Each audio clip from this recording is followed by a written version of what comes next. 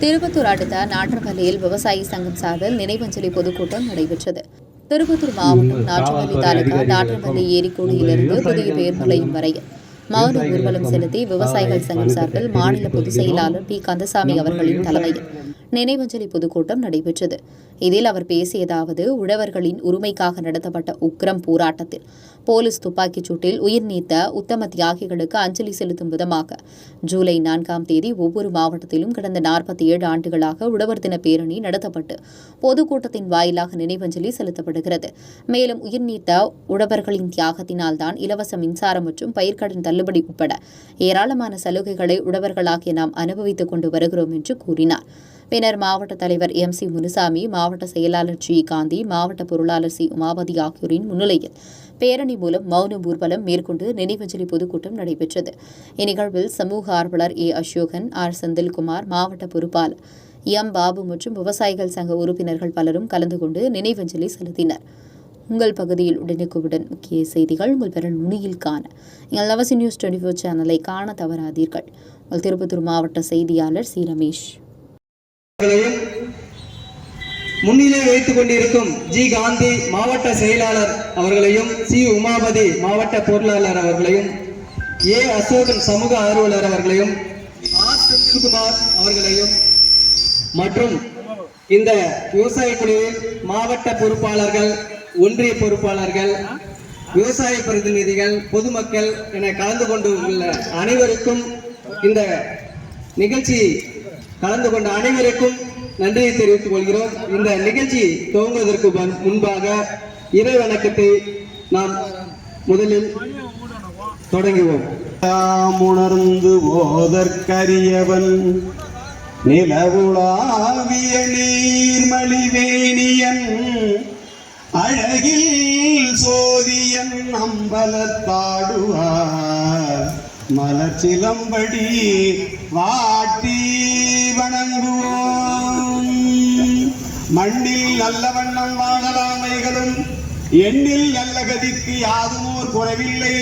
கண்ணில் நல்ல துரு கடுமல வளநகர் பெண்ணில் நல்ல ஆளொடும் பெருந்தகை இருந்ததே.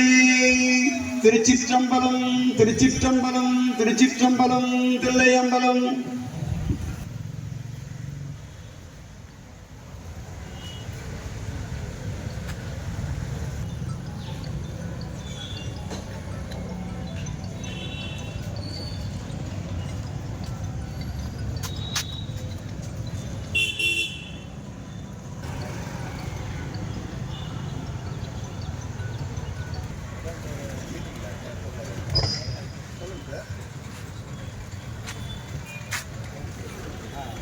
நம்மளுடைய அம்பலூர் இன்றைக்கு இலவச மின்சாரத்தை பம்பெட்டுக்கு பணம் கட்டாமல் நம்ம அனுபவிக்கிறோம்னா நம்ம மாதிரி விவசாயிகள் 151 பேர் உயிரிழந்து உயிர் நீத்து துப்பாக்கி சூட்டில் உயிரிழந்தார்கள். அந்த துப்பாக்கி சூட்டில் உயிரிழந்த தினம் ஆனால் அவர்களுக்கு நினைவு, அவர்களுடைய ஆத்மா சாந்தி அடைய அவர்களுக்கு நாம் ஒரு நினைவு அஞ்சலி செலுத்தும் வகையில் நம்மளுடைய கடனாக அவர்களுக்கு நினைவு அஞ்சலி செலுத்த வேண்டியது நம்முடைய முக்கியமான கடமை. அந்த இலவச மின்சாரம் இல்லைன்னா காலியெல்லாம் வச்சு விவசாயிகள் கரண்ட் பில் கட்டிக்கிறாங்க. 1 பைசா 8 பைசா ஒரு யூனிட்டுக்கு துப்பாக்கி சூட்டுக்கு கூட அஞ்சாமல் நம்ம விவசாயிகள் போராட்டத்தினுடைய விளைவாக தான் நம்ம இதில் ஓடுது. அது யாரால் வந்ததுன்னா நம்மளை போகிற விவசாயிகள் உயிர் நீத்தத்தினுடைய விளைவு தான்.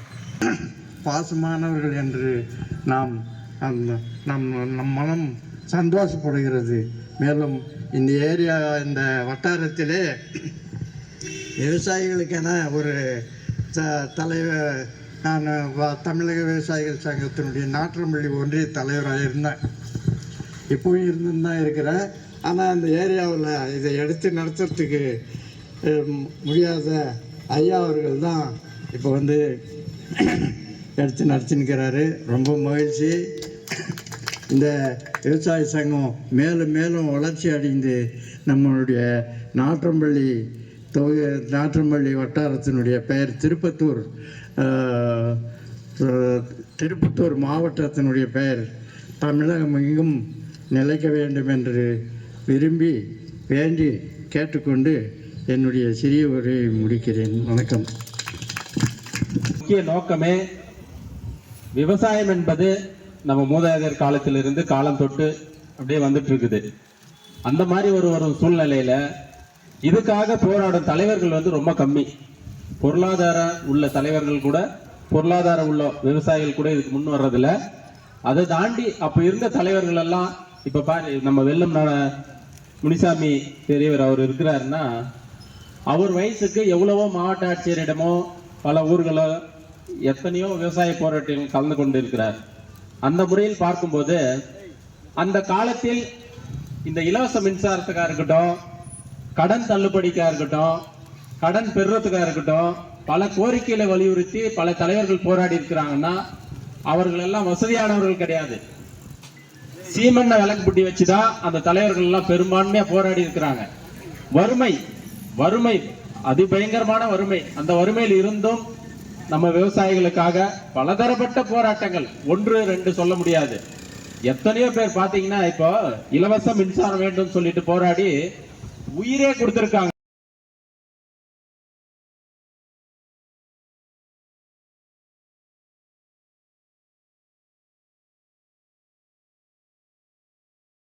குறைந்து நிலத்தை நீர் அடமானம் போட்டு எல்லாத்தையும் அரசு சொல்ற பிரகாரம் 100-50 பிச்சைக்காரனை விட குறைவா கொடுக்கக்கூடிய ஒரு நிலையில நம்முடைய விவசாயிகள் வாழ்ந்து கொண்டு இருக்கிற காரணத்தினால்தான் நம்முடைய தராதரம் மேலே போகவில்லை.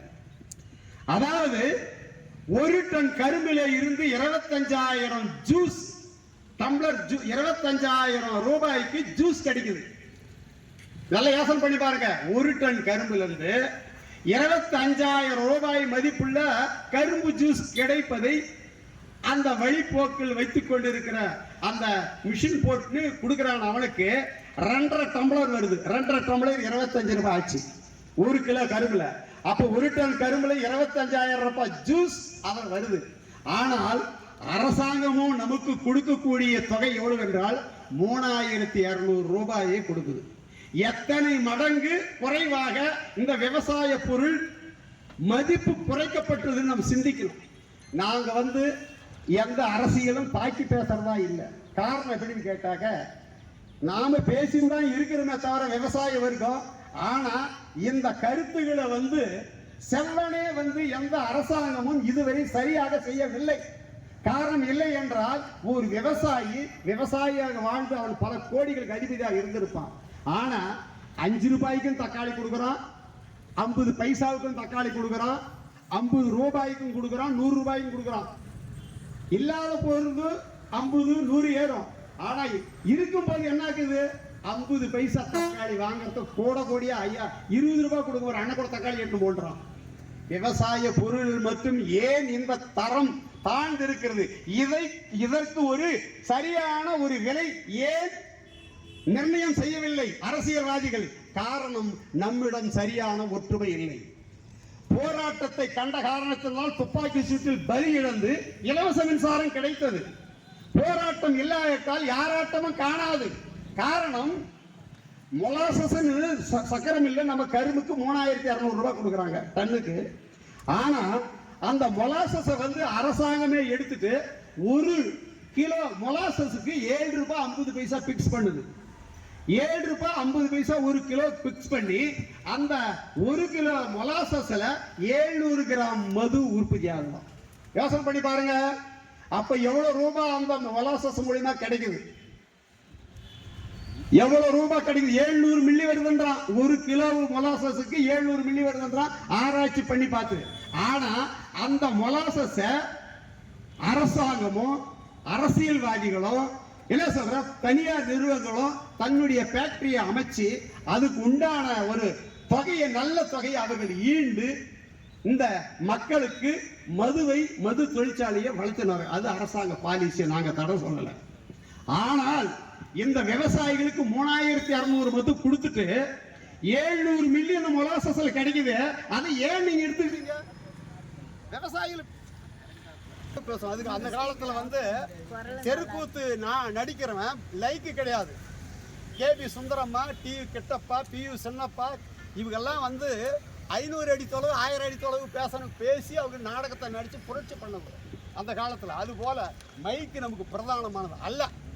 அதாவது நாமெல்லாம் இன்று வாழ்ந்து கொண்டு இருக்கிறோம் என்று கேட்டால் மிகவும் வந்து வெளியில தான் இந்த நிலத்துல குல தொழில்ன்றதுனால இந்த நிலத்தை விற்கவும் முடியல.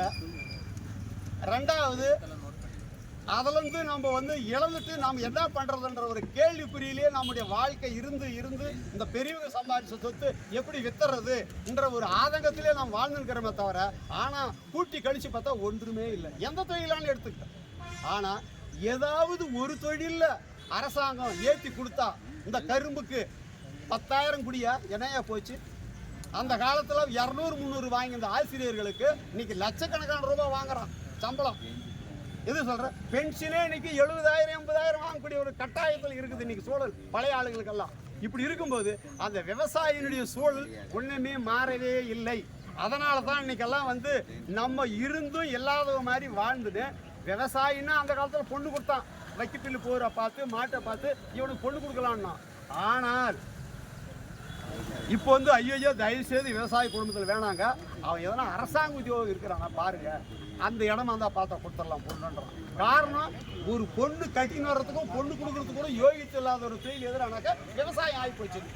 அதனால நாமெல்லாம் இந்த கொஞ்சம் பேர் மட்டும் வந்தோம்னாக்கா தர்மத்தை காப்பாற்றுவதற்காக இது குறைவுன்னு சொல்லக்கூடாது. நாம என்னை பொறுத்த வரைக்கும் 5000 கூட்டம் போதும். ஏன்னு கேட்டா எவ்வளவு குழம்பு வச்சாலும் கொஞ்சோண்டு தான் உப்பு போடுவோம், அதே சரியா போகும். காரணம் வந்து உப்பு போலனா எது அவ்வளவு லிட்டர் கணக்கில் இருக்கக்கூடிய குழம்புக்கு போடுற உப்பு பாரி நம்ம விவசாயிகள். நாம வந்து சப்போஸ் உறங்கி விட்டால் உலகமே உறங்கும். எது உலகமே உறங்கும்.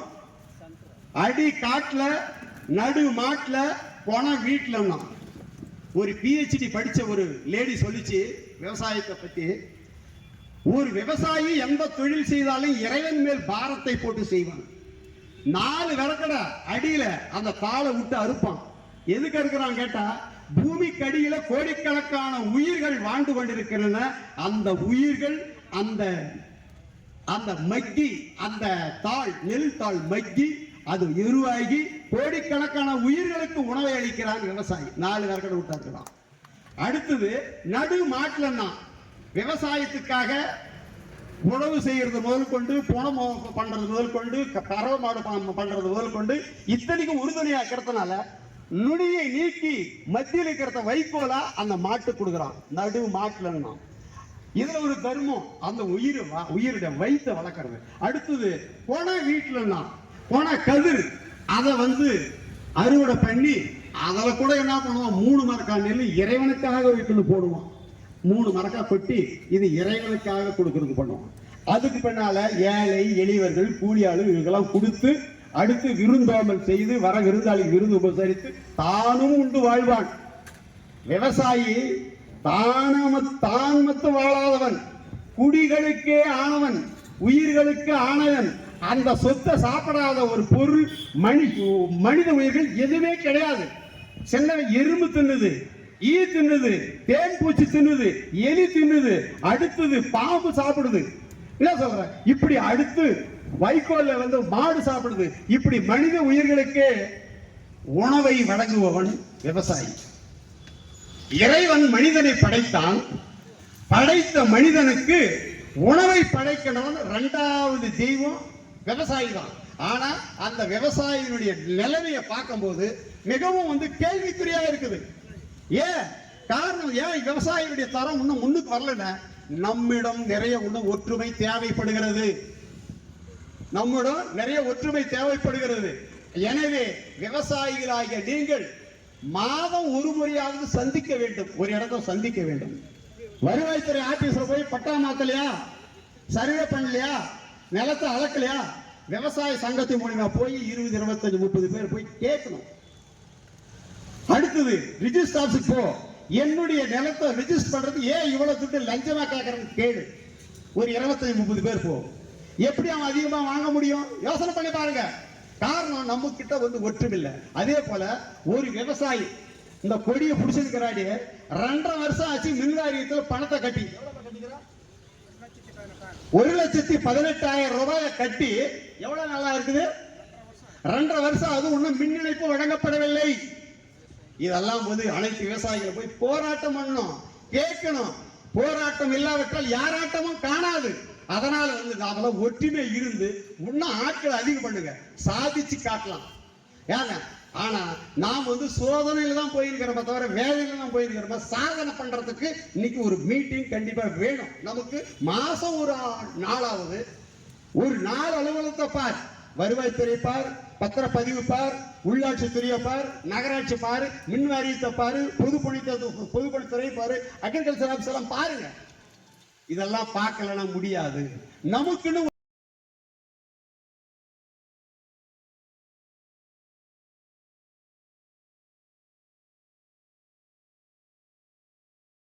இலவச மின்சாரத்திற்காக போராடி உயிர் நீத்த அந்த போராட்டத்தினுடைய துவக்கம்தான் இன்றல்ல, வருங்காலம் என்றென்றும் இந்த போராட்டத்தை அந்தந்த காலகட்டத்தில் கண்டிப்பாக இருந்து கொண்டேதான் இருப்பார்கள். அந்த வகையிலே இந்த நினைவஞ்சலி கூட்டத்தின் வாயிலாக நம்முடைய அரசாங்கத்தை கேட்டுக்கொள்வது என்னவென்றால், நம்முடைய திருப்பத்தூர் மாவட்டத்தில் ஒரு ஜீவநதியாக விளங்கி கொண்டிருப்பது பாலாறு. அந்த பகுதியிலே வந்து பாத்தீங்கன்னா கர்நாடகா பாத்தீங்கன்னா பெரிய பெரிய அணையை கட்டி நீர்களை சேமித்து வைக்கிறார்கள். ஆந்திராவை எடுத்துக்கொண்டால் ஒவ்வொரு கிலோமீட்டருக்கும் ஒரு தடுப்பணையை கட்டி எங்கெங்கு மேடு பகுதியாக இருக்கிறதோ அந்த பகுதிகளுக்கெல்லாம் தண்ணிகளை திருப்பி அந்த பகுதி விவசாயிகளுக்கு தரிசு நிலங்களை விளைநிலங்களாக மாற்றக்கூடிய ஒரு செயல்களை அந்த அரசாங்கம் செய்து கொண்டிருக்கிறது. நம்முடைய தமிழ்நாட்டில் பல ஆண்டுகளாக பாலாற்றில் தண்ணி கொண்டு வற்றாத ஒரு ஜீவநதியாக சென்று கொண்ட இந்த பாலாறு இன்னைக்கு பல ஆண்டுகளாக தண்ணீர் வந்து வராத அளவுக்கு நின்று விட்டது. காரணம், கர்நாடகாவிலும் சரி ஆந்திராவிலும் சரி பல அணைகளை கட்டி நமக்கு வரக்கூடிய தண்ணீர்களை நிறுத்திவிட்டார்கள். ஆனால் இந்த அரசாங்கம், அது எந்த அரசாங்கம் இருந்தாலும் அவர்களை தட்டி கேட்பதோ இல்ல சட்ட ரீதியாக சந்திப்பதோ இவர்களுக்கு கிடையாது.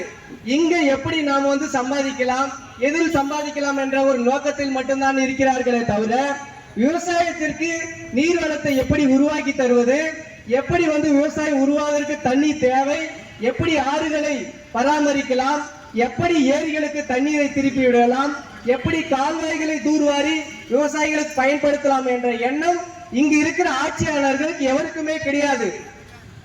அதன் காரணமாகத்தான் தண்ணீர் வந்தால் கூட வந்து பாத்தீங்கன்னா நேரா வந்து கடலை நோக்கி சென்று கொண்டிருக்கிறது. அவர்கள் ஒவ்வொரு கிலோமீட்டருக்கும் ஒரு அணை கட்டுகிறார்கள். ஆனால் நம்மளுடைய அதாவது புல்லூரிலே தொடங்க இந்த பாலாற்றுல எத்தனை அணை கட்டிக்கிறாங்கன்னு சொல்லிட்டு நம்ம தமிழக அரசு வந்து பாத்தீங்கன்னா கேட்டாக்கா அது வந்து ஜீரோவா தான் இருக்கும். அந்த அளவுக்கு ஒரு மோசமான ஒரு நிலையை தான் நம்முடைய அரசாங்கம் நம்முடைய விவசாயிகளுக்கு ஒரு மோசமான ஒரு நிலையை தான் கொண்டு சென்று இருக்கிறார்கள். எனவே இந்த அரசாங்கத்தை விவசாய சங்க சார்பாக விவசாய பொதுமக்கள் சார்பாக கேட்டுக்கொள்வது என்னவென்றால், ஆறுகளை பராமரித்துக் கொடுங்கள், ஒவ்வொரு பகுதியிலும் அணைகளை கட்டுங்கள். இன்றைக்கு மணல்களை திருடி செல்கிறார்கள், கனிம வளத்தை திருடி கொண்டிருக்கிறார்கள். ஆனால் இந்த அரசாங்கம் அதுக்கு தக்க நடவடிக்கை இல்லை. அதனாலதான் பாத்தீங்கன்னா இந்த ஆத்துல வந்து பாத்தீங்கன்னா நிறைய கால்வாய்களுக்கு வந்து தண்ணி திறப்புற மாதிரி நம்ம முன்னோர்கள் வந்து செய்திருக்கிறார்கள். ஆனால் இன்னைக்கு மணல் திருட்டு காரணமா வந்து பாத்தீங்கன்னா அந்த ஆறுகள்லாம் வந்து கீழே போயிடுச்சு. தண்ணி போற கால்வாய் எல்லாம் வந்து பாத்தீங்கன்னா மேடான போன காரணத்தால் தண்ணி ஆத்து நிறைய தண்ணி போனாலும் அந்த ஏரிகளுக்கு செல்கிற கால்வாய்கள் வழி இல்லாத காரணத்தால் ஏரிகள் வந்து நிரம்பதில்லை. இந்த மாதிரி ஒரு மோசமான நிலை தான் இன்னைக்கு வந்து நம்ம பகுதி திருப்பத்தூர் மாவட்டம் சந்தித்து கொண்டு இருக்கிறது. அடுத்தது வந்து பாத்தீங்கன்னா தென்பண்ணை பாலாறு இணைக்கணும்னு சொல்லிட்டு நீண்ட நாளா நமக்குன்னு ஒரு நீர் ஆதாரம் கிடையாது. அதனால தென்பண்ணை பாலாறு இணைச்சா நம்முடைய திருப்பத்தூர் மாவட்டத்துக்கு பயன்பெறும் அப்படின்னு சொல்லிட்டு நிறைய நடந்துச்சு.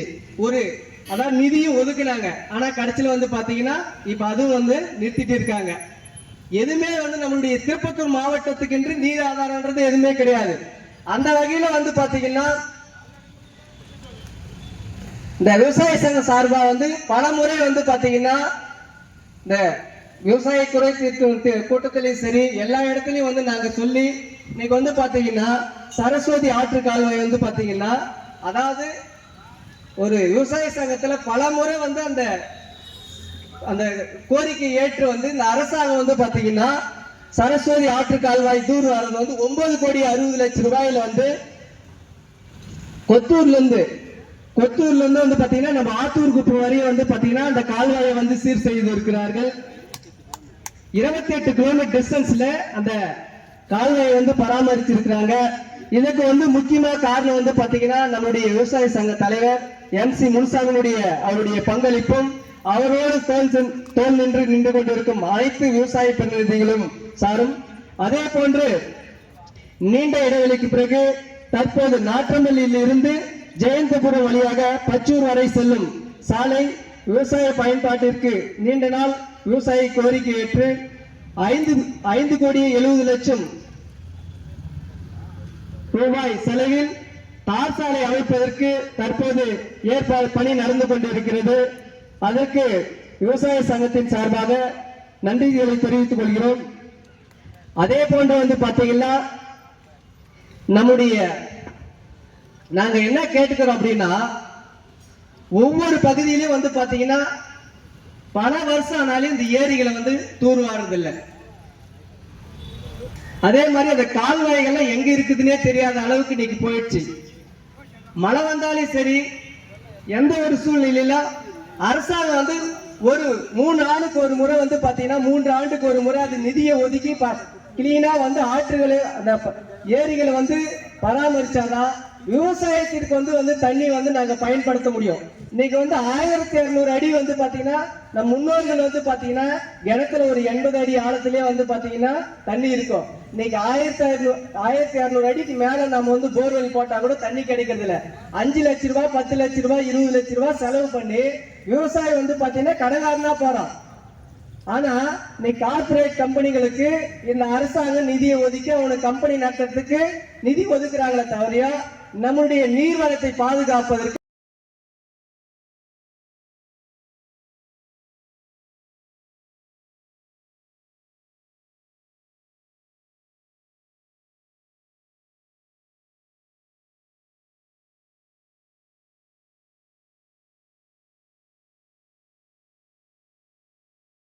விவசாய சகோதரர்களுக்கும் நம் விவசாயத்துறையைச் சேர்ந்த அனைவருக்கும் என் மனமார்ந்த நன்றியினை தெரிவித்துக் கொள்கிறேன். நாம் பாலாற்றின் குறுக்கே அங்கங்கு தடுப்பணை 5 கிலோமீட்டர் தூரத்திற்கு கர்நாடகா வந்து ஒரு 20 கிலோமீட்டருக்கு 3 செக் டேம் கட்டியுள்ளார்கள். அதே 32 கிலோமீட்டருக்கு ஆந்திராவில் 29 செக் டேம் கட்டியுள்ளார்கள். ஆனால் தமிழகத்தில் 230 கிலோமீட்டருக்கு 2 தடுப்பணை மட்டும் உள்ளது. ஆகையால் 10 கிலோமீட்டருக்கு ஒரு தடுப்பணை கட்டி நமக்கு அங்கங்கே நீர்களை சேமித்து ஏரிகளுக்கு பாசன வசதி செய்து தந்து விவசாயிகள் வறட்சியில்லா மாநிலமாக உருவாக்க வேண்டும்.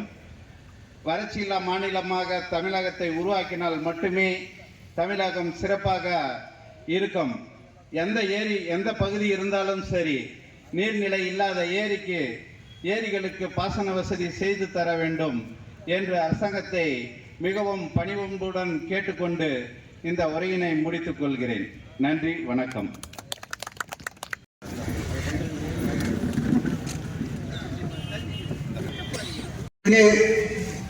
இன்றைக்கு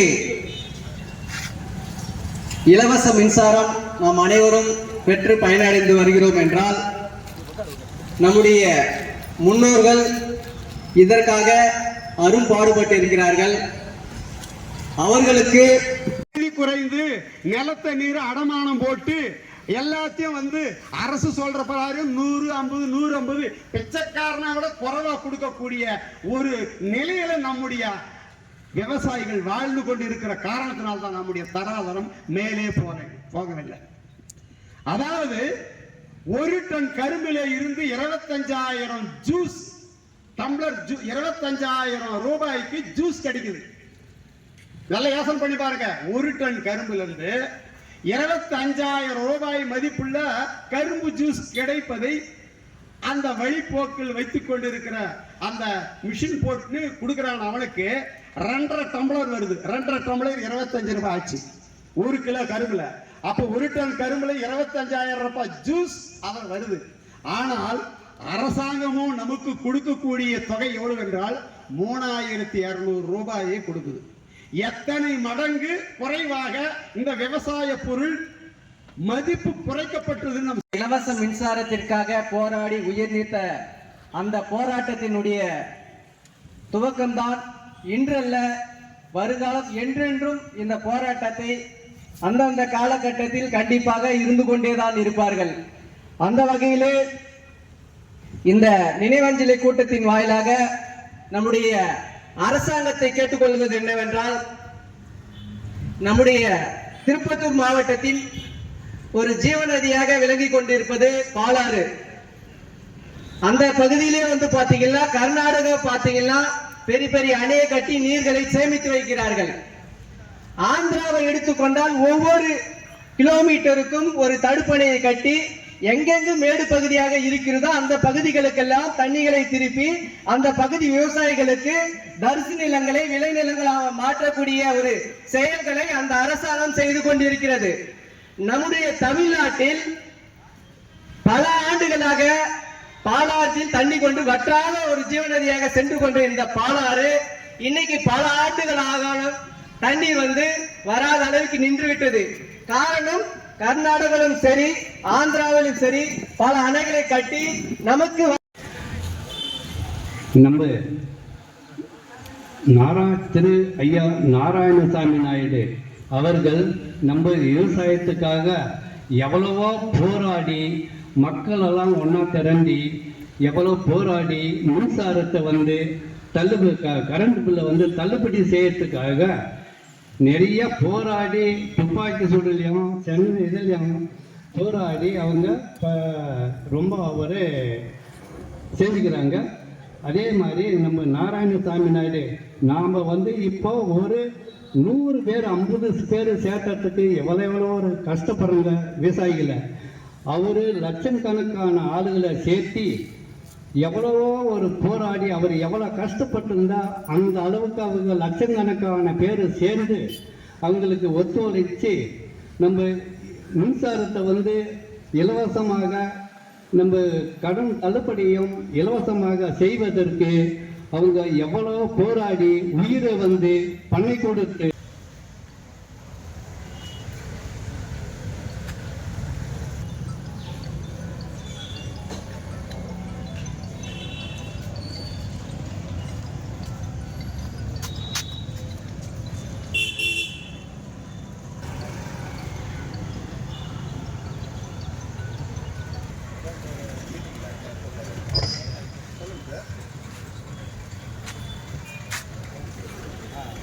நம்முடைய அம்பலூர் இன்றைக்கு இலவச மின்சாரத்தை பம்பெட்டுக்கு பணம் கட்டாமல் நம்ம விவசாய சகோதரர்களுக்கும் நம் விவசாயத்துறையைச் சேர்ந்த அனைவருக்கும் என் மனமார்ந்த நன்றியினை தெரிவித்துக் கொள்கிறேன்.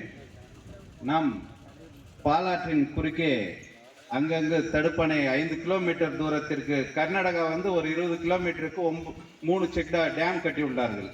அதே 32 கிலோமீட்டருக்கு ஆந்திராவில் 29 செக் டேம் கட்டியுள்ளார்கள். ஆனால் தமிழகத்தில் 230 கிலோமீட்டருக்கு 2 தடுப்பணை மட்டும் உள்ளது. ஆகையால் 10 கிலோமீட்டருக்கு ஒரு தடுப்பணை கட்டி நமக்கு அங்கங்கே நீர்களை சேமித்து ஏரிகளுக்கு பாசன வசதி செய்து தந்து விவசாயிகள் வளர்ச்சியில்லா மாநிலமாக உருவாக்க வேண்டும். சங்கம் ஜாதி மதம் கட்சி சார்பற்றது. இன்றைக்கு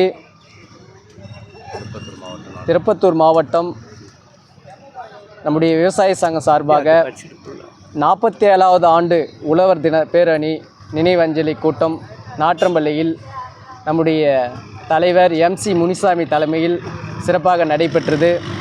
இந்த கூட்டத்தில் முக்கிய நோக்கமாக இந்த அரசுக்கு தெரிவிப்பது என்னவென்றால், ஒவ்வொரு பகுதியிலும் இருக்கின்ற ஏரிகள், கால்வாய்கள் கண்டறிந்து தூர்வாரி மக்களுடைய நீர்வளத்தை பாதுகாப்பதற்காக வழிவகை செய்ய வேண்டும்.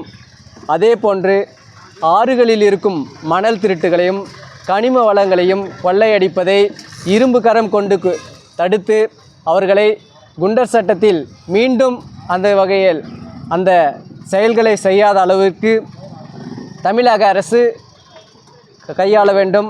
அதே போன்று ஒவ்வொரு பகுதியிலும் திருப்பத்தூர் மாவட்டம் முழுவதும் உள்ள அரசு நிலங்களை வகைப்படுத்தி தகவல் பலகை ஒவ்வொரு கிராம பகுதியிலும் வைக்க வேண்டும்.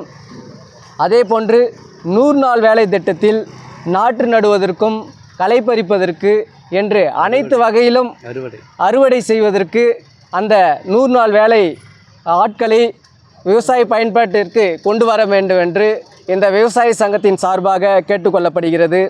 அதேபோல் நம்முடைய திருப்பத்தூர் மாவட்டம் நாட்றம்பள்ளி உடைய பகுதியில் சிற்றாப்பள்ளத்தில் நம்முடைய விவசாய பகுதியில், அதாவது இந்த பகுதிக்கென்று ஒரு டேம் இல்லாது இருக்கிறது. இந்த பகுதியில் ஒரு டேம் கட்டினால் மல்லகுண்டா பகுதி மற்றும் தெக்குப்பட்டு பகுதி, அதே போன்று நாட்றம்பள்ளி என்று ஜோலார்பேட்டை பல பகுதிகளுக்கு இந்த பகுதிகளுக்கு தண்ணீர்களை திரப்பி விவசாயிகளுக்கு பயன்பாட்டிற்கு கொண்டு வர முடியும். எனவே இந்த டேமை கட்டுவதற்கு இந்த அரசாங்கத்தை கேட்டுக்கொள்ளப்படுகிறது.